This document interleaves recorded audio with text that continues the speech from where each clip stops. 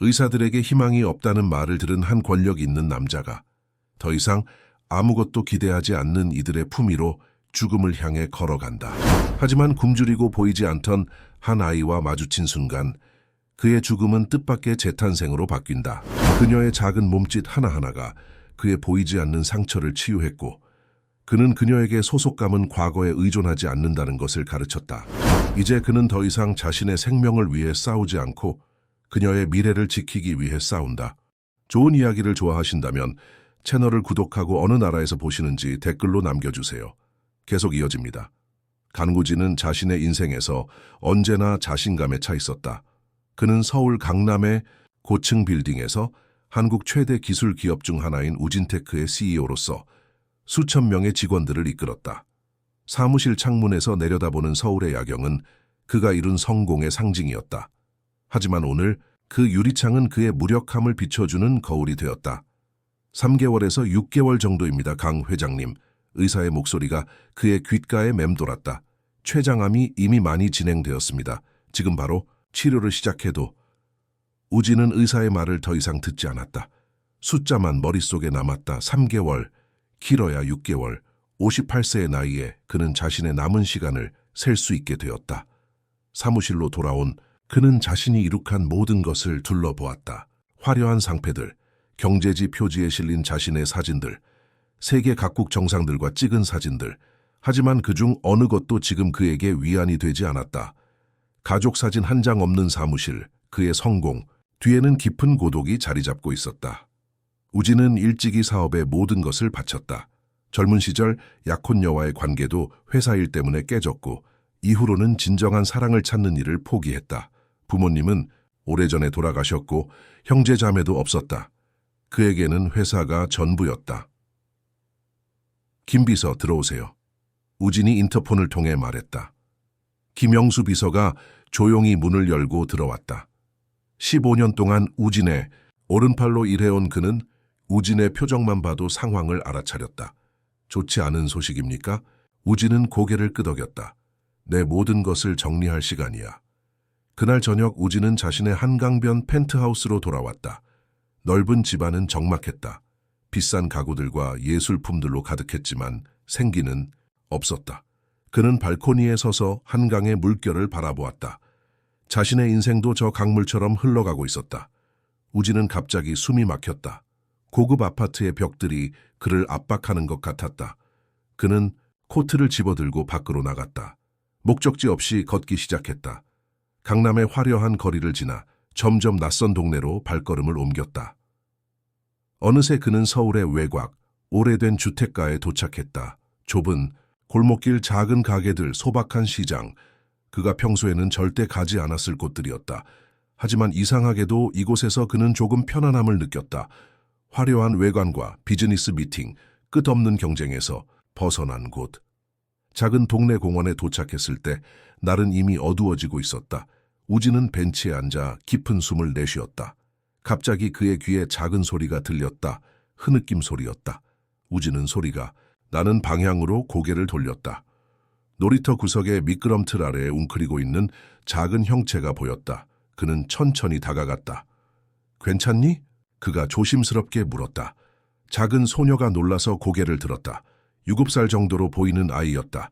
더러운 옷을 입고 있었고 얼굴은 흙과 눈물로 얼룩져 있었다. 그러나 그녀의 눈, 그 큰 눈동자는 맑고 영리해 보였다. 아저씨는 누구세요? 소녀가 경계하며 물었다. 우진은 한 발 물러섰다. 그냥 지나가는 사람이야. 왜 여기 혼자 있니? 부모님은? 소녀는 고개를 숙였다. 엄마는 어디 갔는지 몰라요. 아빠는 하늘나라에 갔어요. 우진의 가슴이 아팠다. 여기서 살고 있니? 소녀는 잠시 망설이다가 고개를 끄덕였다. 때때로 아줌마들이 음식을 줘요. 하지만 오늘은 아무도 없었어요. 우진은 주변을 둘러보았다. 공원은 텅 비어 있었고 날씨는 쌀쌀했다. 어린 소녀가 이런 곳에서 혼자 밤을 보내야 한다는 생각에 그의 마음이 무거워졌다. 배고프니? 그가 물었다. 소녀의 눈이 반짝였다. 네. 같이 저녁 먹을래? 내 이름은 간구진이야. 너는? 소녀는 잠시 고민하다가 대답했다. 김민지예요. 우진은 미소를 지으며 손을 내밀었다. 민지는 처음에는 망설였지만 이내 그의 손을 잡았다. 그들은 공원을 나와 근처의 작은 분식집으로 향했다. 분식집에서 민지는 엄청난 식욕을 보였다.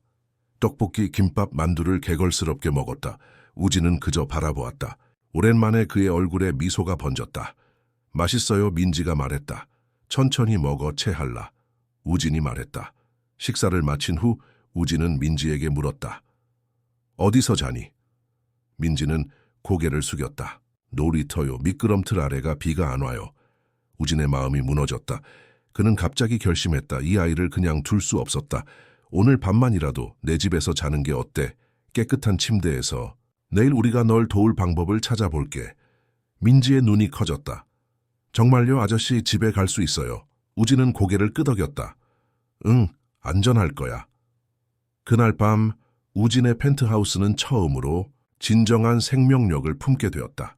민지는 깨끗한 욕실에서 목욕을 하고 우진이 급히 준비한 티셔츠를 잠옷 삼아 입었다. 그것은 민지에게는 드레스처럼 길었다. 여기가 진짜 아저씨 집이에요? 민지가 넓은 거실을 둘러보며 물었다. 응, 그렇단다. 아저씨는 왕님이세요? 우진은 웃음을 터뜨렸다. 오랜만에 나온 진심 어린 웃음이었다. 아니, 그냥 열심히 일한 사람일 뿐이야. 민지를 게스트룸에 재우고 우진은 자신의 침실로 돌아왔다. 그는 침대에 누워 천장을 바라보았다. 오늘 하루가 그의 인생에서 가장 이상한 날이었다. 아침에는 자신의 죽음을 선고받았고 저녁에는 낯선 아이를 집으로 데려왔다. 하지만 이상하게도 그는 오랜만에 마음의 평화를 느꼈다. 그가 눈을 감았을 때 더 이상 암흑이 아니라 민지의 밝은 눈동자가 그의 마음속에 떠올랐다. 그리고 갑자기 그는 깨달았다. 그의 남은 시간, 그 몇 개월이 의미 없이 흘러가게 하고 싶지 않았다. 어쩌면 이 작은 소녀가 그의 마지막 날들의 의미를 줄 수 있을지도 모른다는 생각이 들었다. 다음 날 아침, 우진은 이상한 소리에 잠에서 깼다. 부엌에서 그릇이 부딪히는 소리였다. 처음에는 혼란스러웠지만 곧 어젯밤의 기억이 떠올랐다. 민지, 그는 서둘러 침대에서 일어나 부엌으로 향했다. 그곳에서 민지가 냉장고 문을 열고 안을 들여다보고 있었다. 우진이 나타나자 민지는 놀라서 뒤로 물러섰다. 미안해요, 배고파서 민지가 불안한 목소리로 말했다. 우진은 미소를 지었다. 괜찮아, 아침 먹자. 뭐 먹고 싶니? 민지의 눈이 반짝였다. 계란요. 우진은 오랜만에 직접 아침을 준비했다. 평소에는 회사로 출근하기 전 간단히 커피 한 잔으로 아침을 대신했다. 하지만 오늘은 민지를 위해 계란 프라이와 토스트, 우유를 준비했다. 아저씨도 요리할 줄 아세요? 민지가 놀란 표정으로 물었다. 아주 간단한 것만. 우진이 대답했다. 사실 오랜만에 하는 거야. 그들은 함께 아침을 먹었다. 우진은 민지가 음식을 먹는 모습을 지켜보며 묘한 감정을 느꼈다. 이 작은 존재가 그의 넓은 집에 생기를 불어넣고 있었다. 식사를 마친 후 우진은 민지에게 물었다. 민지야, 네 가족에 대해 더 말해줄 수 있니? 민지의 표정이 어두워졌다. 아빠는 1년 전에 하늘나라로 갔어요. 공사장에서 사고가 났대요. 엄마는 슬퍼했어요. 그러다가 몇 달 전에 이모랑 같이 어디론가 가버렸어요. 곧 돌아올게라고 했는데 돌아오지 않았어요. 우진의 가슴이 아팠다. 그래서 혼자 공원에 있었구나. 민지는 고개를 끄덕였다. 처음에는 이웃 아줌마가 돌봐줬어요. 하지만 그 아줌마도 다른 도시로 이사 갔어요. 그 후로 계속 혼자였어요. 우진은 깊은 생각에 잠겼다. 이 아이를 어떻게 해야 할까? 아동보호기관에 연락해야 할까? 하지만 그렇게 하면 민지는 시설로 보내질 것이다. 그곳에서 제대로 된 돌봄을 받을 수 있을까? 오늘 뭐 하고 싶니? 우진이 물었다. 몰라요. 민지가 대답했다. 아저씨는요? 우진은 웃었다. 글쎄, 오랜만에 회사에 안 가는 날인데 쇼핑 가는 건 어때? 내게 맞는 옷이 필요할 것 같은데. 민지의 얼굴이 환해졌다. 정말요? 새 옷을 살 수 있어요. 그날 오전, 우진과 민지는 백화점으로 향했다. 우진은 평소 자신을 위한 쇼핑도 비서에게 맡기곤 했지만 오늘은 직접 민지의 손을 잡고 아동복 매장을 돌아다녔다. 민지는 모든 것에 호기심을 보였고 특히 분홍색 원피스를 보고 환호성을 질렀다. 이거 예뻐요. 우진은 민지가 원하는 모든 것을 사주었다. 원피스, 티셔츠, 바지, 신발, 양말, 심지어 작은 가방까지. 쇼핑백이 점점 늘어났지만 우진은 전혀 개의치 않았다. 민지의 미소가 그에게는 모든 것을 상쇄했다. 쇼핑을 마친 후 그들은 백화점 식당에서 점심을 먹었다. 민지는 새 옷을 입고 행복해 보였다. 우진도 오랜만에 마음이 가벼웠다. 민지야, 우진이 조심스럽게 말을 꺼냈다. 네가 원한다면 당분간 내 집에서 지낼 수 있어. 민지의 눈이 커졌다. 정말요? 아저씨랑 계속 있어도 돼요. 우진은 고개를 끄덕였다. 응, 나도 혼자라서 네가 있으면 좋을 것 같아. 하지만 아저씨는 왜 혼자예요? 아저씨처럼 멋진 사람인데. 민지가 순진하게 물었다. 우진은 잠시 말을 잃었다. 어떻게 대답해야 할까? 그의 병에 대해 말해야 할까? 아니, 아직은 아니다. 아이에게 그런 무거운 이야기를 할 필요는 없었다. 일에 너무 집중하다 보니 가족을 꾸릴 시간이 없었어. 그가 간단히 대답했다. 점심 후 그들은 장난감 가게로 향했다. 민지는 인형과 퍼즐, 그리기 도구를 선택했다. 우진은 그녀가 선택한 모든 것을 기꺼이 사주었다. 집으로 돌아오는 길에 우진의 휴대폰이 울렸다. 김영수, 비서였다. 회장님, 오늘 중요한 회의가 있습니다. 이사회에서 모두 기다리고 있습니다. 우진은 한숨을 쉬었다. 완전히 잊고 있었다. 미안하지만 오늘은 참석할 수 없을 것 같네. 개인적인 일이 생겼어. 하지만 회장님, 이 회의는 새로운 해외 투자에 관한 건데 영수 씨 부회장에게 회의를 진행하라고 해. 나는 생각할 시간이 필요해. 통화를 마친 우진은 민지를 바라보았다. 민지는 그를 걱정스럽게 바라보고 있었다. 아저씨, 일 안 가도 돼요? 우진은 미소를 지었다. 오늘은 너랑 있고 싶어. 집에 도착한 그들은 민지의 새 물건들을 게스트룸에 정리했다. 우진은 이 방이 이제 민지의 방이 될 것이라고 생각했다. 얼마 동안이 될지는 모르지만 저녁이 되자 우진은 배달 음식 대신 직접 요리를 해보기로 했다. 그의 요리 실력은 제한적이었지만 간단한 김치볶음밥을 만들었다. 민지는 그의 서툰 요리에도 감탄했다. 아저씨, 정말 맛있어요. 식사 후 그들은 거실에서 민지가 고른 애니메이션 영화를 함께 보았다. 우진은 오랜만에 이렇게 편안한 시간을 보내고 있었다. 그의 머릿속에서 암과 회사 그리고 남은 시간에 대한 생각들이 잠시 물러갔다. 영화가 끝나갈 무렵 민지는 우진의 팔에 기대어 잠이 들었다. 우진은 그녀를 조심스럽게 안아 침대로 옮겼다. 잠든 민지의 얼굴을 바라보며 우진은 이상한 감정에 사로잡혔다. 보호하고 싶은 마음, 함께 있고 싶은 마음이었다. 침실로 돌아온 우진은 자신의 상태에 대해 다시 생각했다. 췌장암, 3, 6개월. 그 시간 동안 그는 무엇을 할 수 있을까? 갑자기 그의 머릿속에 한 가지 생각이 떠올랐다. 그것은 미친 생각이었지만 동시에 완벽한 해결책처럼 느껴졌다. 다음 날 아침 우진은 일찍 일어나 변호사에게 연락했다. 그는 자신의 유언장을 수정하고 싶다고 말했다. 그리고 입양에 관한 법적 조언도 구했다. 민지가 일어났을 때 우진은 이미 아침 식사를 준비해 놓고 기다리고 있었다. 민지는 잠에서 깬 눈으로 부엌으로 걸어왔다. 민지야, 앉아서 이야기 좀 할까? 우진이 조심스럽게 말했다. 민지는 의자에 앉았다. 아저씨, 무슨 일 있어요? 우진은 깊은 숨을 들이쉬었다. 민지야, 네가 내 집에서 계속 살고 싶다면, 그러니까 내가 네 법적 보호자가 되면 어떨까 생각하고 있어. 민지의 눈이 커졌다. 그게 무슨 뜻이에요? 그러니까 내가 너의 새 아빠가 되는 거야, 법적으로. 그리고 우진은 잠시 망설였다가 말을 이었다. 내 상속인이 되는 거야. 우리가 상속인이요? 그래, 내가 가진 모든 것을 네게 물려주는 거야. 회사, 집, 모든 것. 민지는 혼란스러워 보였다. 7살 아이에게 이런 개념은 너무 복잡했다. 그러니까 아저씨가 아빠가 되는 거예요? 우진은 미소를 지었다. 그래, 네가 원한다면. 민지는 잠시 생각하더니 갑자기 의자에서 일어나 우진에게 달려가 안겼다. 네, 저 원해요. 아저씨가 아빠였으면 좋겠어요. 우진은 민지를 꼭 안아주었다. 그의 눈에서 눈물이 흘렀다. 그는 오랫동안 느껴보지 못한 감정들이 가슴속에서 솟아오르는 것을 느꼈다. 행복, 희망, 그리고 사랑. 그럼 이제부터 아빠라고 불러도 돼요? 민지가 물었다. 물론이지. 우진이 대답했다. 그날 오후 우진은 민지를 데리고 회사로 향했다. 그는 자신의 결정을 공식화하고 싶었다. 우진테크의 직원들은 평소 냉철하고 엄격한 간구진 회장이 작은 소녀의 손을 잡고 들어오는 모습에 놀랐다. 사무실에 도착한 우진은 김영수 비서를 불렀다. 영수 씨, 중요한 결정을 내렸네. 앞으로 내 개인 일정을 최소화해줘. 그리고 법무팀에 연락해서 입양 절차를 시작하도록 해. 김영수는 놀란 표정을 감추지 못했다. 회장님, 입양이요? 우진은 민지를 바라보며 미소 지었다. 그래, 이 아이가 내 딸이 될 거야. 그리고 내 상속인이 될 거고. 입양 절차는 생각보다 복잡했다.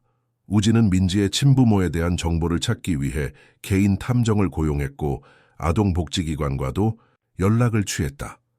그의 부와 영향력은 많은 문을 열었지만 그럼에도 법적 절차는 시간이 필요했다.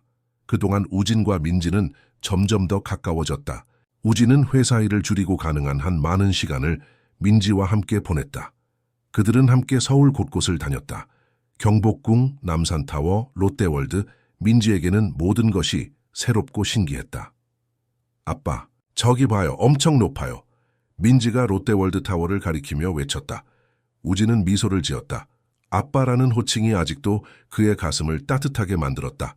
그는 민지를 어깨 위에 올려주어 더 잘 볼 수 있게 해주었다. 우와, 더 높아졌어요. 민지가 기뻐했다. 그날 저녁 집으로 돌아오는 길에 우진은 갑자기 심한 복통을 느꼈다. 그는 얼굴을 찌푸렸지만 민지가 눈치채지 못하도록 노력했다. 하지만 통증은 점점 심해졌다. 아빠 괜찮아요? 민지가 걱정스럽게 물었다. 응, 괜찮아. 조금 피곤한 것뿐이야. 우진이 대답했다. 집에 도착하자마자 우진은 민지를 재우고 자신의 방으로 들어가 진통제를 삼켰다. 거울 속 자신의 모습이 창백해 보였다. 그는 의사의 말을 떠올렸다. 시간이 갈수록 증상은 심해질 것이다. 다음 날 아침 우진은 민지에게 자신이 병원에 다녀올 것이라고 말했다. 정기 검진이야. 걱정할 것 없어. 김 비서가 너와 함께 있을 거야. 병원에서 의사는 우진의 상태를 검사한 후 고개를 갸웃했다. 이상하네요. 종양의 크기가 약간 줄어든 것 같습니다. 우진은 놀랐다. 그게 무슨 뜻입니까? 확실하진 않습니다. 이런 경우는 매우 드뭅니다. 췌장암이 자연적으로 축소되는 경우는 의사는 말을 멈추고 다시 스캔 결과를 살펴보았다. 어쩌면 치료에 반응하고 있을 수도 있습니다. 강 회장님, 혹시 생활 습관에 변화가 있으셨나요? 그 우진은 잠시 생각했다. 글쎄요, 최근에 입양 절차를 시작했습니다. 7살 소녀예요. 그 아이와 시간을 보내느라 업무 스트레스는 줄었고 더 규칙적으로 식사하고 있습니다. 의사는 미소를 지었다. 정신적 웰빙이 신체 건강에 미치는 영향은 무시할 수 없죠. 계속 지켜보도록 하겠습니다. 그리고 실험적인 치료법도 있습니다. 이전에는 강 회장님의 상태로는 추천하지 않았지만 지금은 시도해볼 만할 수도 있습니다. 우진은 집으로 돌아오는 길에 깊은 생각에 잠겼다. 희망. 처음으로 그는 희망을 느꼈다. 민지를 위해 그는 모든 가능성을 시도해보고 싶었다. 집에 도착하자 민지가 현관으로 달려나왔다. 아빠, 보고 싶었어요. 우진은 그녀를 안아들었다. 나도 보고 싶었어, 민지야. 그날 저녁, 우진은 민지에게 자전거 타는 법을 가르쳐주기로 했다. 그들은 한강공원으로 갔다. 우진은 작은 자전거를 들고 민지의 뒤에서 지지해 주었다. 무서워요. 민지가 자전거가 흔들리자 소리쳤다. 괜찮아. 내가 잡고 있어. 페달을 계속 밟아. 우진이 격려했다. 점점 민지는 자신감을 얻었고 마침내 우진이 손을 놓았을 때도 혼자서 페달을 밟을 수 있었다. 아빠 봐요. 나 혼자 탈 수 있어요. 민지가 기쁨에 차서 외쳤다. 우진은 그녀를 자랑스럽게 바라보았다. 그의 가슴은 기쁨으로 가득 찼다. 이런 느낌이 아버지가 되는 것인가? 이렇게 누군가의 성장을 지켜보고 그 과정에 함께하는 것? 그날 밤 민지를 재운 후 우진은 거실 소파에 앉아 의사의 말을 곰곰이 생각했다. 실험적 치료. 위험하지만 가능성이 있는 치료법. 이전에는 그는 그저 남은 시간을 편안하게 보내고 싶었다. 하지만 지금은 민지를 위해 그는 싸우고 싶었다. 다음 날 우진은 의사에게 연락했다. 실험적 치료를 시작하고 싶습니다. 치료는 힘들었다. 강한 약물 치료와 표적 요법의 조합이었다. 부작용으로 우진은 종종 피곤하고 메스꺼움을 느꼈다. 하지만 그는 민지, 앞에서는 강한 모습을 보여주려 노력했다. 아빠 오늘은 왜 창백해요? 어느 날 민지가 물었다. 우진은 미소를 지었다. 조금 피곤해서 그래. 괜찮아. 제가 아빠 얼굴에 그림 그려드릴게요. 그러면 더 예뻐질 거예요. 민지가 말했다. 그렇게 우진은 얼굴에 크레파스로 그려진 무지개와 꽃을 한 채로 하루를 보냈다. 그는 전혀 개의치 않았다. 민지의 웃음소리가 모든 불편함을 잊게 해주었다. 치료가 계속되는 동안 우진과 민지의 유대감은 더욱 깊어졌다. 우진은 민지에게 별자리를 가르쳐 주었고 함께 간단한 요리를 했다. 그들은 함께 책을 읽고 그림을 그리고 레고로 성을 쌓았다. 아빠, 이게 우리 집이에요. 여기 아빠 방, 여기 민지 방. 민지가 레고로 만든 집을 가리키며 설명했다. 아주 멋진 집이구나. 우진이 말했다. 우리 영원히 여기 살 거예요. 아빠랑 민지, 둘이서. 민지가 말했다. 우진의 눈에 눈물이 맺혔다. 그래, 영원히. 그는 정말 그렇게 되기를 바랐다. 놀랍게도 그의 몸은 치료에 반응하고 있었다. 정기 검진에서 종양은 계속해서 줄어들고 있었다. 의사들도 놀라워했다. 강 회장님의 경우는 정말 특별합니다. 이런 반응은 매우 드뭅니다. 주치의가 말했다. 우진은 알고 있었다. 민지가 그에게 가져다준 변화가 그의 몸에도 영향을 미치고 있다는 것을. 그는 이제 살아야 할 이유가 있었다. 그것이 가장 강력한 치료법이었다. 한편 입양 절차도 진행 중이었다. 우진의 변호사인 정태우는 모든 법적 요건을 충족시키기 위해 노력했다. 민지의 친모는 찾을 수 없었지만 아버지에 대한 정보는 확인할 수 있었다. 김현수, 3년 전 건설 현장 사고로 사망했다. 놀랍게도 그는 우진테크의 하청업체에서 일했던 것으로 밝혀졌다. 이 정보는 우진에게 충격을 주었다. 어쩌면 이것은 우연이 아닐지도 모른다. 어쩌면 이것은 그가 무언가를 바로잡을 기회일지도 모른다. 현수 씨의 사고에 대한 모든 정보를 원합니다. 우진이 법무팀에 지시했다. 보상은 제대로 이루어졌는지, 가족들에게는 어떤 지원이 있었는지 알고 싶습니다. 조사 결과 김현수의 사망에 대한 보상금은 그의 아내인 이수진에게 지급되었다. 그러나 그 후 이수진은 민지를 데리고 사라졌고 얼마 후 민지만 홀로 남겨진 것으로 보였다.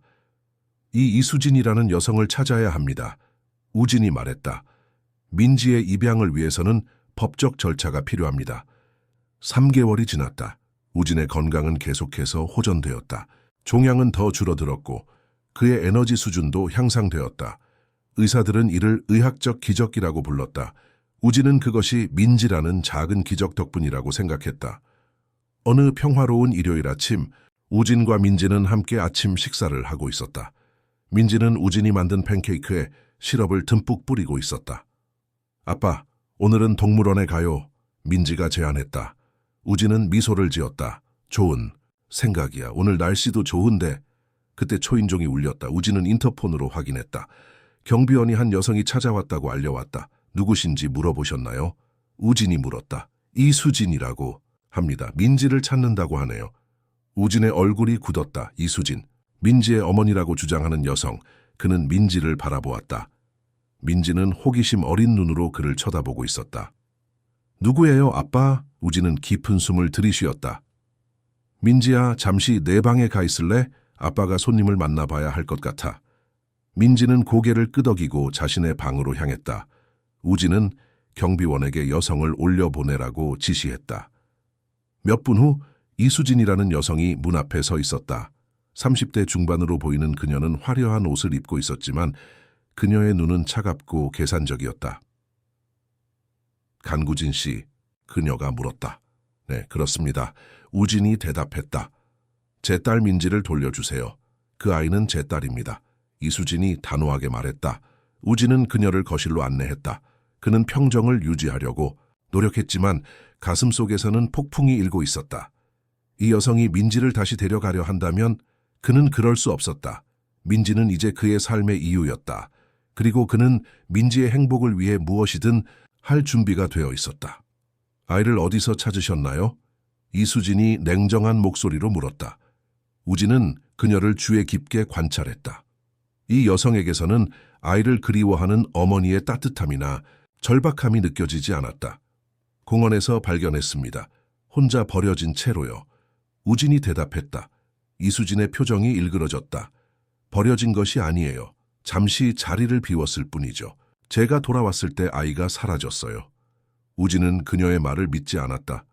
민지는 며칠 동안 그 공원에 혼자 있었다고 했습니다. 밤에도요.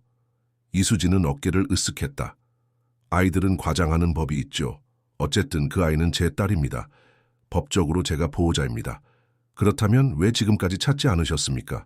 민지가 저와 함께 있다는 사실이 뉴스에도 보도됐습니다. 우진이 물었다. 이수진은 잠시 당황한 듯 보였으나 곧 태도를 바꿨다. 해외에 있었어요. 방금 돌아왔죠. 제 딸의 사진을 신문에서 보자마자 바로 찾아왔습니다. 우진은 깊은 한숨을 내쉬었다. 이수진 씨, 솔직히 말씀드리겠습니다. 저는 민지를 입양하는 절차를 진행 중입니다. 민지는 이제 안정을 찾았고 행복해 보입니다. 갑자기 당신이 나타나 그 아이의 삶을 다시 뒤흔드는 것은. 이수진의 눈이 날카로워졌다. 돈이군요. 얼마를 원하세요? 우진은 충격을 받았다. 뭐라고요? 강구진 씨가 누군지 압니다. 우진테크의 회장이시죠. 한국에서 가장 부유한 사람 중 한 명. 제가 바보처럼 보이나요? 얼마를 주면 이 일을 조용히 끝낼 수 있을까요? 이수진이 비웃듯 말했다. 우진의 분노가 끌어올랐다. 이 여자는 자신의 딸을 돈과 맞바꾸려 하고 있었다. 이수진 씨, 저는 당신에게 돈을 제안하지 않았습니다. 그리고 민지는 거래 대상이 아닙니다. 좋아요. 그렇다면 법적으로 해결하죠. 법정에서 뵙겠습니다. 강 회장님. 이수진이 일어서며 말했다. 그녀가 떠난 후 우진은 즉시 정태우 변호사에게 연락했다. 이수진이 나타났습니다. 민지의 양육권을 요구하고 있어요. 예상했던 일입니다, 회장님. 정태우가 대답했다. 그녀의 목적이 정말 아이를 되찾는 것인지 아니면 다른 것인지 조사해 보겠습니다. 우진은 민지의 방으로 가서 노크했다. 민지야, 들어가도 될까? 민지는 침대에 앉아 인형을 안고 있었다. 그녀의 눈은 불안해 보였다. 아빠, 누가 왔었어요? 우진은 침대 가장자리에 앉았다. 어떻게 설명해야 할까? 민지야, 방금 여기 온 사람은 너의 엄마라고 주장하는 사람이야. 민지의 눈이 커졌다. 엄마요? 그녀의 목소리가 떨렸다. 그래, 이수진이라는 분인데. 민지야, 그분을 기억하니? 민지는 인형을 더 꽉 안았다. 기억해요. 하지만 그 사람은 나빴어요. 항상 소리를 지르고 때로는 때리기도 했어요. 민지의 목소리가 작아졌다. 우진의 가슴이 아팠다. 그는 민지를 부드럽게 안아주었다. 괜찮아, 민지야. 내가 지킬게. 약속할게. 저 다시 그 사람한테 가야 해요? 민지가 두려움에 찬 목소리로 물었다. 절대 그렇게 두지 않을 거야. 우진이 단호하게 말했다. 우리는 함께 이것을 헤쳐나갈 거야. 그날 밤 민지가 잠든 후 우진은 정태우와 강도연 탐정을 만났다. 그들은 이수진에 대한 모든 정보를 수집하기 시작했다. 이수진은 김현수의 사망 후 상당한 보상금을 받았습니다. 강도현이 보고했다. 하지만 그 돈은 6개월 만에 모두 사라졌습니다. 그녀는 도박 문제가 있는 것으로 보입니다. 정태우가 덧붙였다. 그리고 그녀는 최근까지 한국에 있었습니다. 해외에 있었다는 그녀의 주장은 거짓입니다. 우진은 생각에 잠겼다. 민지가 그녀에 대해 좋은 기억이 없다고 했습니다. 학대 가능성도 있어 보입니다. 그렇다면 우리는 법정에서 유리한 위치에 있을 수 있습니다. 정태우가 말했다. 하지만 이수진은 생물학적 부모라는 강력한 카드를 가지고 있습니다. 우리는 더 많은 증거가 필요합니다. 다음 날 우진은 민지를 학교에 데려다주고 병원에 갔다. 정기 검진 날이었다. 결과는 계속해서 긍정적이었다. 종양은 더 줄어들었고 그의 건강 상태는 안정적이었다. 강 회장님, 실험적 치료가 놀라운 효과를 보이고 있습니다. 의사가 기뻐하며 말했다. 이대로 계속하면 완전 관해의 가능성도 있습니다. 우진은 안도의 한숨을 내쉬었다. 이제 그는 민지를 위해 싸울 수 있는 시간과 힘이 있었다. 그는 절대 포기하지 않을 것이다. 병원에서 나온 우진은 사무실로 향했다. 그는 이수진에 대한 더 많은 정보를 원했다. 특히 그녀와 김현수의 관계, 그리고 김현수의 사망사고에 대해 알고 싶었다. 회사에 도착한 우진은 법무팀을 소집했다. 김현수의 사고 당시 상황을 모두 알고 싶습니다. 하청업체, 안전규정, 보상과정, 모든 것을 말입니다. 몇 시간의 조사 끝에 우진은 충격적인 사실을 발견했다. 김현수가 일했던 건설 현장은 안전 규정을 제대로 준수하지 않았다. 우진테크의 중간 관리자들이 비용 절감을 위해 일부 안전 장비를 생략했던 것이다. 이 사실은 회사 내부에서 은폐되었고 김현수의 가족에게는 침묵의 대가로 추가 보상금이 지급되었다. 이건 용납할 수 없는 일입니다. 우진이 분노하며 말했다. 왜 내가 이 사실을 몰랐죠? 법무팀장이 긴장한 목소리로 대답했다. 당시 이사회에서 이 문제를 내부적으로 해결하기로 결정했습니다. 회장님께 보고되지 않았던 것 같습니다. 우진은 책상을 내리쳤다. 누가 책임자였습니까? 최 부회장이었습니다. 우진은 심호흡을 했다. 최 부회장은 그의 오랜 동료였다. 하지만 이런 중대한 윤리적 위반을 용납할 수 없었다. 더구나 그것이 민지의 아버지의 죽음과 관련되어 있다면 최 부회장을 당장 불러주세요.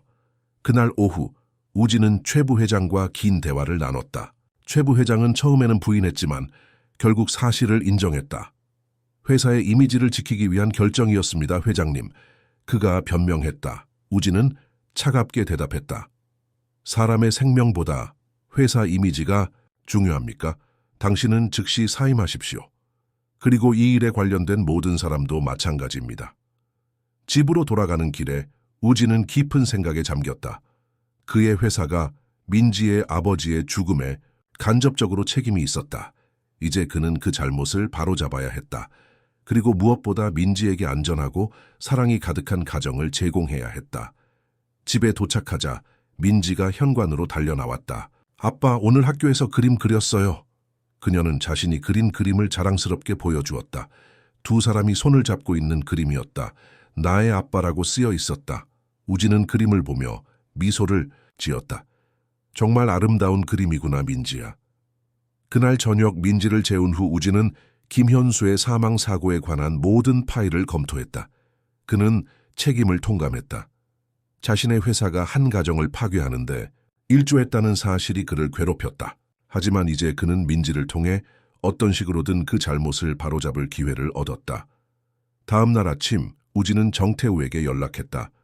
김현수의 사망에 관한 모든 정보를 법원에 제출하겠습니다. 우리 회사의 잘못을 인정하고 더 나아가 이수진이 받은 보상금을 어떻게 사용했는지도 조사하겠습니다. 정태우는 염려스러운 목소리로 말했다. 회장님, 그렇게 하면 회사에 손해가 될 수 있습니다. 상관없습니다. 중요한 것은 진실과 민지의 행복입니다. 우진이 단호하게 대답했다. 그날 오후 우진은 민지를 데리고 한강공원으로 갔다. 그들은 함께 자전거를 타고 아이스크림을 먹으며 평화로운 시간을 보냈다. 우진은 이 순간들을 소중히 여겼다. 무슨 일이 있어도 그는 이 소녀의 행복을 지킬 것이다. 아빠, 저 별 봐요. 민지가 저녁 하늘을 가리키며 말했다. 우진은 고개를 들어 초저녁에 빛나기 시작한 별을 바라보았다. 그래, 아름답구나. 저 별은 우리 별이에요. 아빠랑 민지의 별. 민지가 말했다. 우진은 미소를 지었다. 그래, 우리의 별이야. 그들이 집으로 돌아왔을 때 정태우로부터 전화가 왔다. 회장님, 이수진에 대한 중요한 정보를 발견했습니다.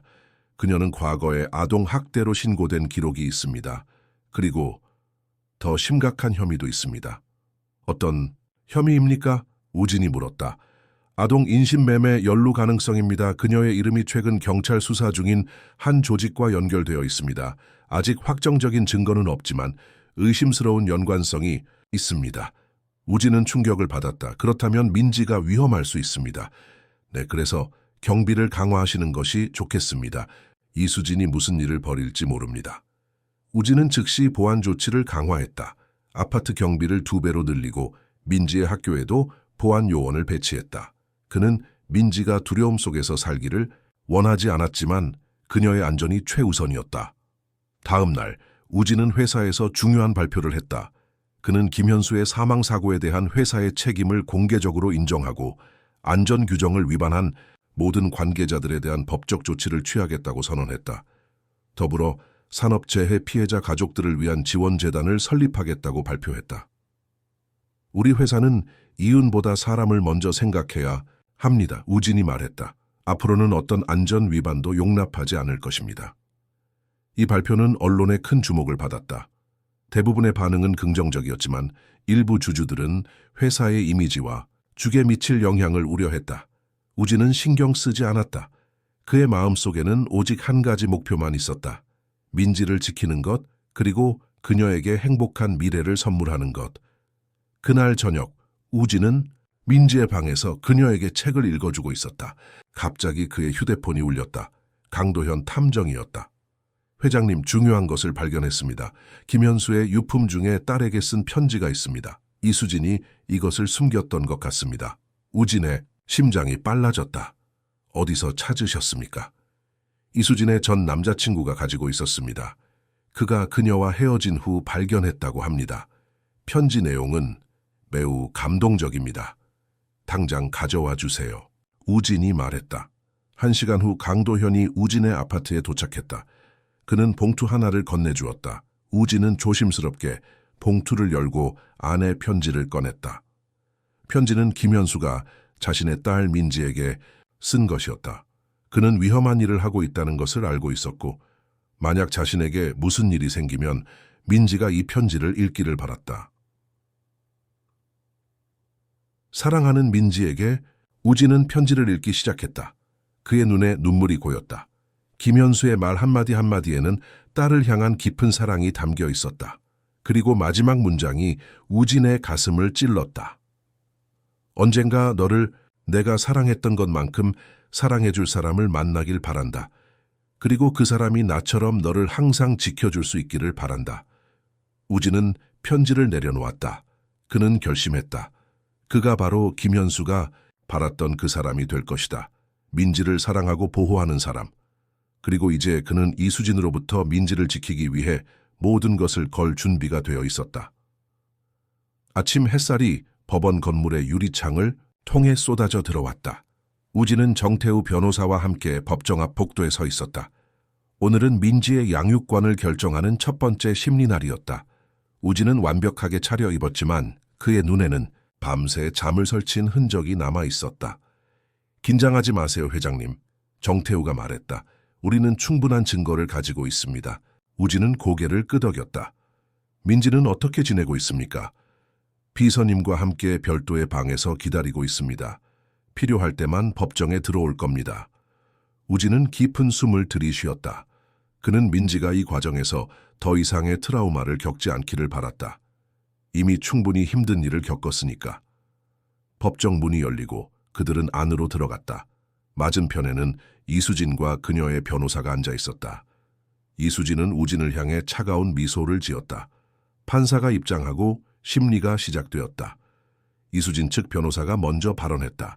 존경하는 판사님, 이 사건은 매우 단순합니다. 이수진 씨는 김민지의 생물학적 어머니입니다. 그녀에게는 자신의 아이를 양육할 법적 권리가 있습니다. 간구진 씨는 아무리 부유하고 영향력 있는 사람이라 할지라도 다른 사람의 아이를 마음대로 데려갈 권리는 없습니다. 판사는 고개를 끄덕이고 정태우 변호사에게 발언 기회를 주었다. 정태우는 천천히 일어섰다. 판사님, 이 사건은 표면적으로 보이는 것보다 훨씬 복잡합니다. 김민지는 실질적으로 유기된 상태였습니다. 간구진 회장님이 그 아이를 발견했을 때 민지는 며칠 동안 공원에서 혼자 지내고 있었습니다. 이수진 씨는 자신의 딸을 방치했고 오직 간구진 회장님의 재산에 관심이 생겼을 때야 나타났습니다. 이수진의 변호사가 끼어들었다. 이해 있습니다. 이는 근거 없는 주장입니다. 판사가 정태우에게 물었다. 이러한 주장을 뒷받침할 증거가 있습니까? 네, 판사님. 정태우가 대답했다. 우선 이수진 씨가 해외에 있었다는 주장은 거짓입니다. 우리는 그녀가 지난 몇 개월 동안 계속 한국에 있었다는 증거를 가지고 있습니다. 또한 그녀는 김현수 씨의 사망 후 받은 상당한 보상금을 도박으로 탕진했습니다. 정태우는 서류 더미를 판사에게 제출했다. 여기 이수진 씨의 도박 이력과 채무 기록이 있습니다. 그리고 더 심각한 것은 그녀가 아동학대로 신고된 기록이 있다는 것입니다. 법정이 술렁였다. 이수진은 분노한 표정으로 자리에서 일어섰다. 거짓말입니다. 그는 돈으로 모든 것을 조작하고 있어요. 판사가 망치를 두드렸다. 조용히 하십시오. 이수진 씨 자리에 앉으십시오. 정태우는 계속해서 증거를 제시했다. 또한 이수진 씨가 연루된 것으로 의심되는 아동, 인신매매 조직에 대한 경찰 수사 기록도 있습니다. 이수진의 변호사가 항의했다. 판사님, 이는 확인되지 않은 혐의입니다. 우리의 의뢰인은 어떠한 범죄에도 유죄 판결을 받은 적이 없습니다. 판사는 잠시 생각하더니 말했다. 이 심각한 주장에 대해서는 추가 조사가 필요할 것 같습니다. 하지만 지금은 김민지의 복지에 집중하도록 하겠습니다. 아이를 불러와 주십시오. 민지는 김영수 비서와 함께 법정으로 들어왔다. 그녀는 예쁜 원피스를 입고 있었지만 표정은 불안해 보였다. 우진을 보자 그녀의 얼굴이 밝아졌다. 아빠, 그녀가 소리쳤다. 우진은 미소를 지었지만 마음은 무거웠다. 민지가 이런 상황에 처하게 해서 미안했다. 판사는 부드러운 목소리로 민지에게 말했다. 민지야, 안녕? 나는 판사 아저씨야. 너에게 몇 가지 질문을 하고 싶어. 민지는 긴장한 듯 고개를 끄덕였다. 이수진 씨를 알고 있니? 판사가 물었다. 민지는 이수진을 바라보았다. 그녀의 표정이 굳어졌다. 네, 엄마예요. 엄마와 함께 살았을 때 어땠니? 민지는 자리에서 움찔했다. 무서웠어요. 엄마는 자주 화를 냈어요. 때로는 때리기도 했어요. 그리고 종종 저를 혼자 두고 가버렸어요. 이수진이 끼어들었다. 거짓말하지 마. 내가 언제 그랬니? 판사가 다시 망치를 두드렸다. 이수진 씨, 방해하지 마십시오. 민지의 눈에 눈물이 고였다. 아빠가 돌아가신 후로 더 심해졌어요. 엄마는 항상 술을 마시고 이상한 사람들을 집에 데려왔어요. 어떤 날은 먹을 것도 없었어요. 우진의 가슴이 아팠다. 그는 민지가 겪었을 고통을 생각하며 분노를 느꼈다. 판사가 다시 물었다. 강우진 씨와 함께 있을 때는 어떠니? 민지의 얼굴이 환해졌다. 행복해요. 아빠는 저를 절대 혼자 두지 않아요. 항상 책도 읽어주시고 함께 놀아주세요. 제가 아플 때도 곁에 있어주셨어요. 아빠는 진짜 아빠 같아요. 우진의 눈에 눈물이 맺혔다. 민지의 순수한 말이 그의 가슴을 따뜻하게 했다. 판사는 민지에게 몇 가지 질문을 더한 후 그녀를 다시 별도의 방으로 보냈다. 그리고 심리를 계속했다. 정태우는 결정적인 증거를 제출했다. 판사님, 여기 김현수 씨가 생전에 딸에게 쓴 편지가 있습니다. 이수진 씨는 이 편지를 민지로부터 숨겼습니다. 판사는 편지를 읽었다. 그의 표정이 부드러워졌다. 이 편지는 매우 감동적입니다. 정태우가 덧붙였다. 또한 간구진 회장님은 김현수 씨의 사망에 대한 회사의 책임을 공개적으로 인정하고 안전규정을 위반한 관계자들에 대한 법적 조치를 취했습니다. 그리고 산업재해 피해자 가족들을 위한 지원재단을 설립했습니다. 그는 진정으로 자신의 잘못을 바로잡고 민지에게 최선의 환경을 제공하기 위해 노력하고 있습니다. 이수진의 변호사가 항변했다. 판사님, 이 모든 것은 감정에 호소하는 전략입니다. 법적으로 볼 때 생물학적 부모는 우선권을 가집니다. 판사는 고개를 끄덕였다. 맞습니다. 하지만 아동의 복지가 최우선입니다. 저는 이 사건에 대해 더 많은 정보가 필요합니다. 다음 심리까지 민지는 임시로 간구진 씨의 보호해 머물 것을 명령합니다. 그리고 이수진 씨에 대한 경찰 수사 결과를 기다리겠습니다. 심리가 끝난 후 우진은 안도의 한숨을 내쉬었다. 적어도 지금은 민지가 그와 함께 있을 수 있었다. 하지만 전쟁은 아직 끝나지 않았다. 우진과 정태우가 법원을 나서려는 순간 이수진이 그들 앞을 가로막았다. 이렇게 끝나지 않을 거예요, 강 회장님. 그녀가 낮은 목소리로 말했다. 당신이 얼마나 많은 돈을 쓰든 그 아이는 내 딸이에요. 그리고 내가 원하는 것을 알잖아요. 합의할 준비가 되면 연락하세요. 우진은 그녀를 차갑게 바라보았다. 당신에게 민지를 넘기느니 내가 가진 모든 것을 포기하겠습니다. 이수진은 비웃었다. 그럼 지켜보죠. 그날 저녁 우진은 민지를 데리고 집으로 돌아왔다. 민지는 법정에서의 일로 조용해 보였다. 민지야, 괜찮니? 우진이 조심스럽게 물었다. 민지는 고개를 끄덕였다. 아빠, 제가 다시 그 사람한테 가야 해요? 우진은 민지를 꼭 안아주었다. 절대 그렇게 두지 않을 거야. 약속할게. 그날 밤 민지가 잠든 후 우진은 발코니에 나가 서울의 밤하늘을 바라보았다. 그는 김현수의 편지를 다시 읽었다. 언젠가 너를 내가 사랑했던 것만큼 사랑해줄 사람을 만나길 바란다. 우진은 그 말을 가슴에 새겼다. 그는 민지를 김현수가 원했던 대로 사랑하고 보호할 것이다. 그리고 그것은 단순히 법적 책임이나 죄책감 때문이 아니었다. 진정한 사랑 때문이었다. 다음 날 아침 정태우로부터 전화가 왔다. 회장님, 좋은 소식입니다. 경찰이 이수진을 체포했습니다. 우진은 놀랐다. 무슨 일입니까? 어젯밤 이수진이 자신의 변호사와 함께 아동 인신매매 조직의 다른 구성원들과 만나는 장면이 포착되었습니다. 경찰은 그들을 감시 중이었고 충분한 증거를 확보했습니다.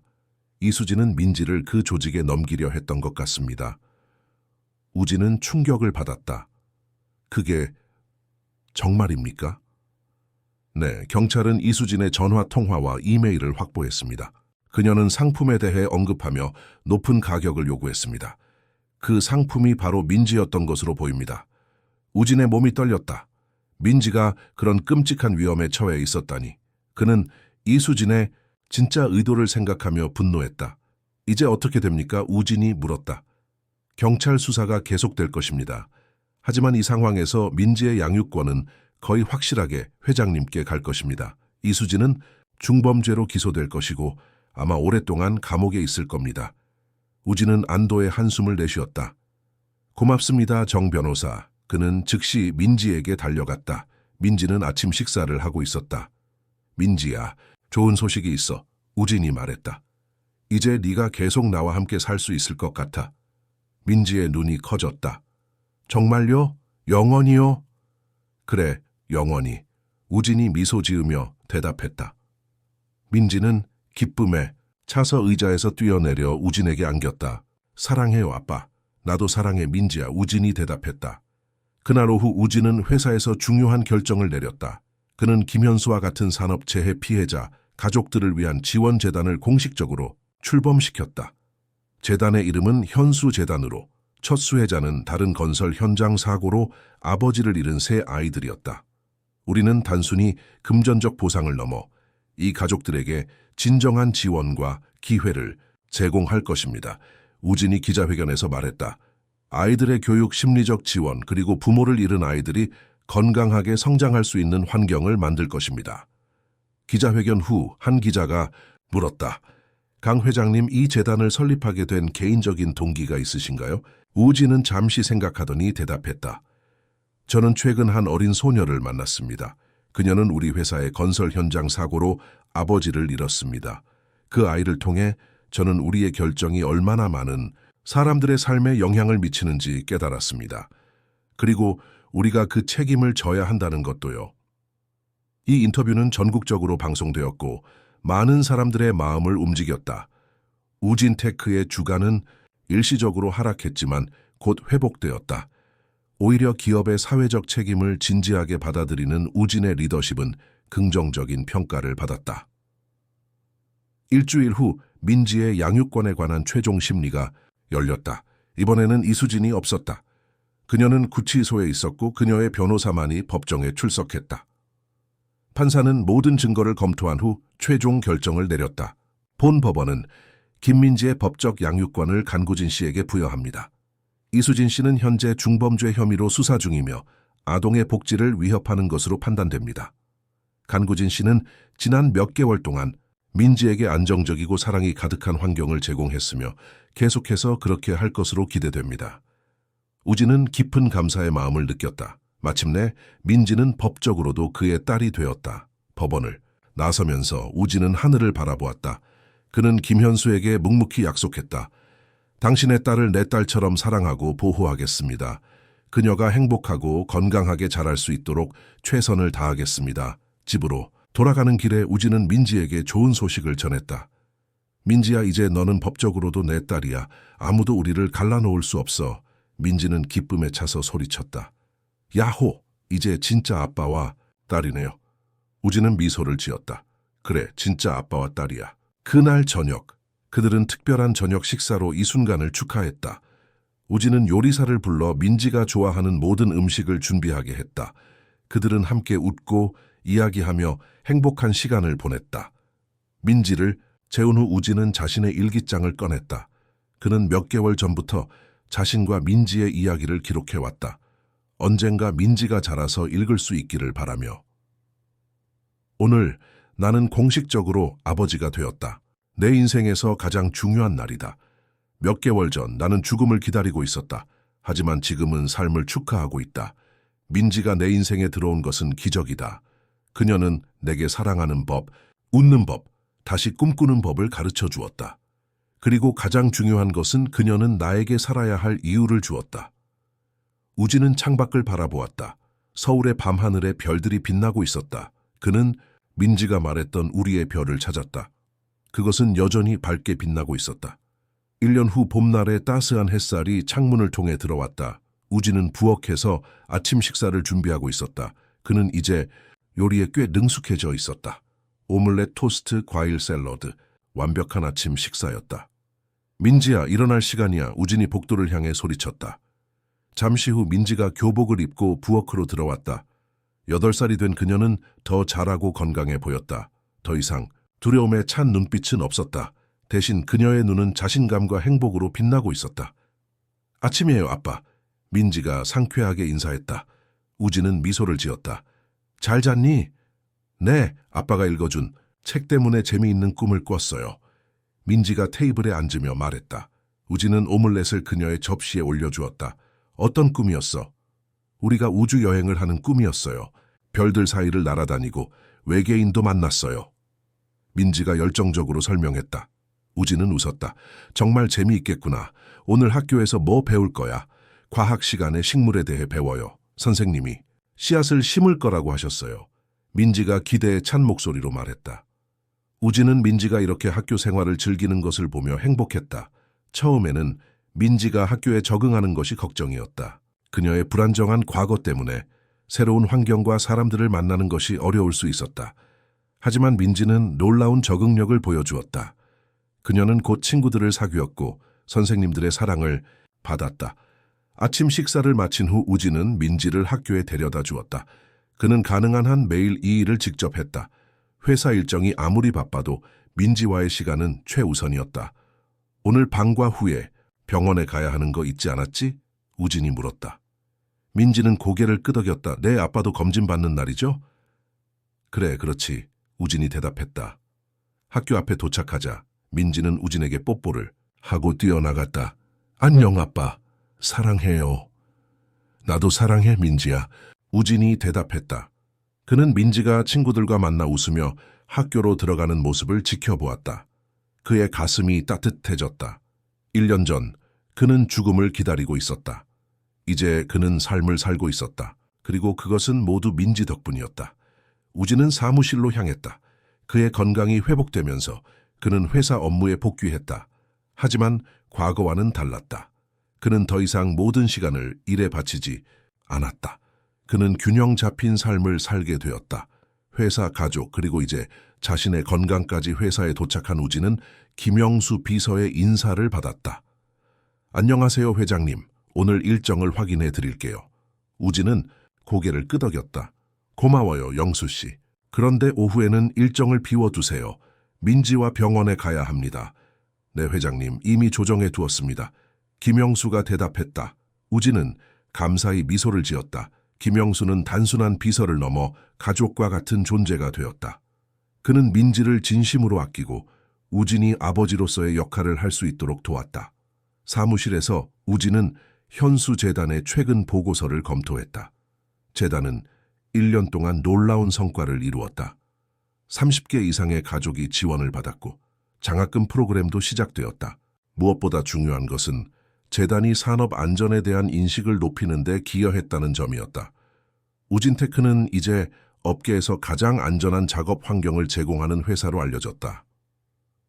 점심시간에 우진은 자신의 책 원고를 다시 읽었다.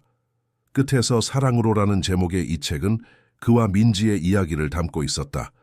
그는 처음에 이 책을 민지를 위한 개인적인 기록으로 시작했지만 점차 더 많은 사람들과 공유하고 싶다는 생각이 들었다.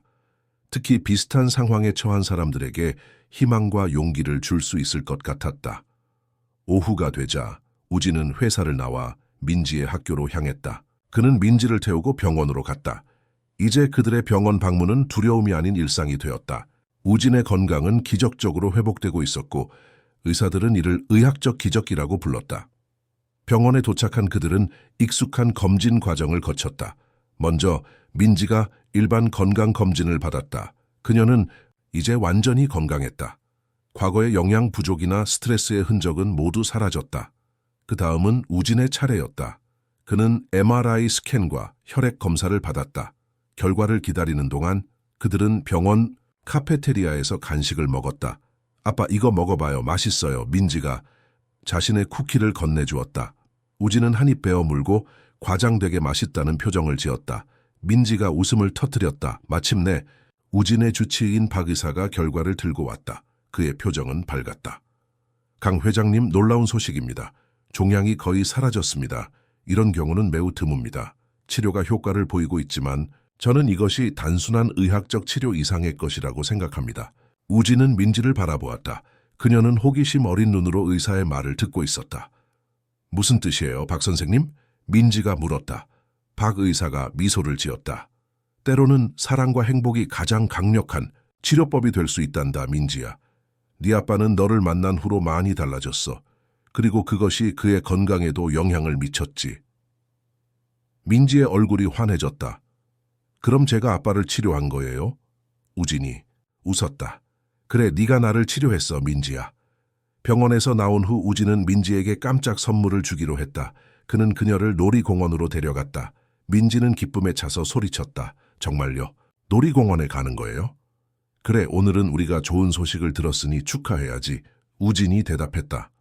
그들은 롯데월드에서 즐거운 시간을 보냈다. 민지는 모든 놀이기구를 타고 싶어 했고 우진은 기꺼이 그녀를 따라다녔다. 그들은 솜사탕을 먹고 게임을 하고 퍼레이드를 구경했다. 저녁이 되자 우진은 민지에게 물었다. 배고프니? 저녁 먹으러 갈까? 민지는 고개를 끄덕였다. 네, 오늘은 특별한 날이니까 특별한 음식을 먹고 싶어요. 우진은 미소를 지었다.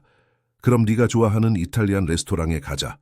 레스토랑에서 그들은 파스타와 피자를 주문했다. 민지는 식사 내내 학교에서 있었던 일과 친구들에 대한 이야기를 했다. 우진은 그녀의 말 한마디 한마디를 소중히 들었다. 식사를 마치고 집으로 돌아가는 길에 민지가 문득 물었다. 아빠, 우리가 만난 지 1년이 됐죠? 우진은 놀랐다. 그래, 맞아. 네가 기억하고 있었구나. 물론이죠. 제 인생에서 가장 중요한 날인걸요. 민지가 진지하게 말했다. 우진의 눈에 눈물이 고였다. 내게도 마찬가지야, 민지야. 우리 기념일을 축하해야 해요. 민지가 제안했다. 우진은 고개를 끄덕였다. 좋은 생각이야. 이번 주말에 특별한 것을 계획해보자. 집에 도착한 그들은 평소처럼 저녁 루틴을 시작했다. 민지는 숙제를 하고 우진은 그녀를 도왔다. 그 후 그들은 함께 책을 읽었다. 이것은 그들만의 특별한 시간이었다. 민지가 잠자리에 들 시간이 되자 우진은 그녀의 이불을 덮어주었다. 좋은 꿈 꾸렴, 민지야. 좀 아빠도요. 민지가 말했다. 그리고 잠시 후 그녀가 덧붙였다. 아빠, 우리 영원히 함께 있을 거죠? 우진은 그녀의 머리를 쓰다듬었다. 물론이지, 영원히. 민지가 잠든 후 우진은 거실로 나와 자신의 책 원고 작업을 계속했다. 그는 마지막 장을 쓰고 있었다. 민지와 나는 이제 진정한 가족이 되었다. 우리의 만남은 우연이 아니었다. 그것은 운명이었다. 내가 그녀를 구했다고 생각했지만 사실은 그녀가 나를 구한 것이다. 그녀는 나에게 삶의 의미를 가르쳐 주었다. 사랑의 힘을 보여주었다. 그리고 가장 어두운 순간에도 희망이 있다는 것을 증명했다. 나는 이제 안다. 진정한 유산은 재산이나 회사가 아니라는 것을. 그것은 우리가 남기는 사랑, 추억, 그리고 다른 사람들의 삶에 미치는 긍정적인 영향이다. 민지는 내 가장 소중한 유산이 되었다. 그리고 나는 그녀의 아버지가 되는 영광을 얻었다. 우리의 이야기는 끝이 아닌 시작이다. 죽음에서 사랑으로의 여정, 고독에서 가족으로의 변화, 그리고 우리는 이제 함께 미래를 향해 나아간다. 우진은 마지막 문장을 쓰고 깊은 숨을 내쉬었다. 그는 창밖을 바라보았다. 서울의 밤하늘에 별들이 빛나고 있었다. 그중 하나가 특별히 밝게 빛나는 것 같았다. 우진은 미소를 지었다. 그것은 민지가 말했던 우리의 별이었다. 주말이 되자 우진은 민지를 위한 특별한 기념일 행사를 준비했다. 그는 한강공원에 작은 피크닉을 계획했다. 바로 그들이 처음 만난 공원 근처였다. 민지는 새 원피스를 입고 들뜬 모습이었다. 아빠 빨리 가요. 우진은 미소를 지으며 피크닉 바구니를 들었다. 그들은 함께 공원으로 향했다. 공원에 도착한 그들은 강가의 아름다운 장소에 돗자리를 펼쳤다. 우진은 샌드위치, 과일, 쿠키 등 민지가 좋아하는 음식들을 준비해왔다. 민지야, 너를 위한 선물이 있어. 우진이 작은 상자를 꺼냈다. 민지는 호기심 어린 눈으로 상자를 열었다. 그 안에는 아름다운 은색 팔찌가 있었다. 팔찌에는 2개의 작은 별이 달려 있었다. 우와, 너무 예뻐요. 민지가 감탄했다. 우진은 팔찌를 그녀의 손목에 채워주었다. 이 2별은 우리를 의미해 항상 함께 있는 우리의 별처럼. 민지는 팔찌를 자랑스럽게 바라보았다. 저도 아빠를 위한 선물이 있어요. 그녀는 작은 종이 봉투를 꺼냈다. 우진은 봉투를 열었다. 그 안에는 민지가 직접 그린 그림이 있었다. 우진과 민지가 함께 있는 그림이었고 그 위에는 세상에서 가장 멋진 아빠에게라고 쓰여 있었다. 우진의 눈에 눈물이 고였다. 정말 아름다운 선물이구나 민지야, 고마워. 그들은 함께 햇살 아래에서 피크닉을 즐겼다. 우진은 민지에게 자신의 책에 대해 이야기했다. 내가 우리 이야기를 책으로 썼어. 언젠가 네가 자라면 읽어볼 수 있을 거야. 민지의 눈이 커졌다. 정말요? 저도 읽고 싶어요. 우진이 웃었다. 물론이지. 네가 조금 더 크면 함께 읽자. 그날 저녁 집으로 돌아온 그들은 함께 영화를 보았다. 민지는 우진의 옆에 꼭 붙어 앉아 있었다. 영화가 끝난 후 민지가 물었다. 아빠, 행복해요? 우진은 잠시 생각하더니 대답했다. 응, 정말 행복해. 너는? 민지는 환하게 웃었다. 저도요, 세상에서 가장 행복해요. 그날 밤 민지를 재운 후 우진은 발코니에 나가 서울의 밤하늘을 바라보았다. 1년 전 그는 이 같은 발코니에서 자신의 유한한 시간을 생각하며 절망에 빠져 있었다. 그는 생의 마지막이 가까워졌다고 생각했다. 하지만 운명은 그에게 다른 계획을 가지고 있었다. 민지를 통해 그는 새로운 삶을 찾았다. 그리고 그 과정에서 그는 진정한 행복이 무엇인지 배웠다. 우진은 자신의 변화를 생각했다.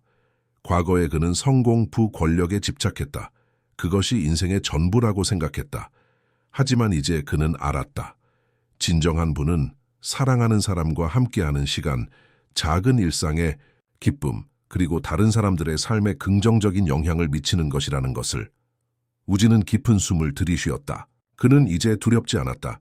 미래가 어떻게 펼쳐지든 그는 현재 순간을 민지와 함께 완전히 살 것이다.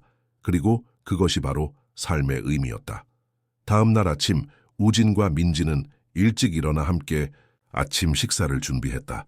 민지는 이제 간단한 요리를 도울 수 있었고 그녀는 이것을 매우 자랑스러워했다.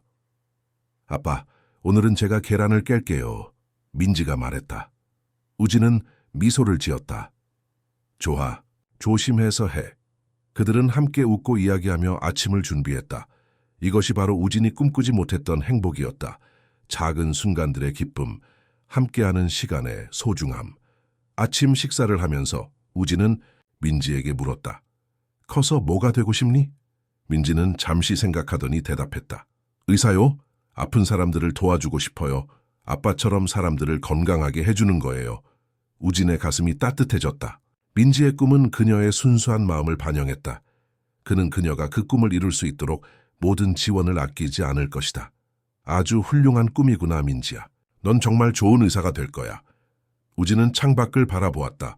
봄날의 햇살이 서울의 거리를 비추고 있었다. 새로운 시작의 계절, 그리고 그들에게도 새로운 삶이 펼쳐지고 있었다. 그는 이제 알았다. 끝이라고 생각했던 것이 실은 시작이었다는 것을. 그리고 그 시작은 사랑으로 이어져 있었다. 사랑하는 시청자 여러분, 간구진과 김민지의 감동적인 이야기가 여러분의 마음을 따뜻하게 했기를 바랍니다. 이처럼 감동적인 이야기를 더 많이 경험하시려면 저희가 특별히 준비한 플레이리스트를 확인해 보세요. 화면 왼쪽에 있는 링크를 클릭하시면 됩니다. 이 이야기가 마음에 드셨다면 저희 채널을 구독하시고 영상에 좋아요를 눌러주세요. 저희는 매일 삶의 복잡성을 탐구하는 독특한 이야기를 가져옵니다.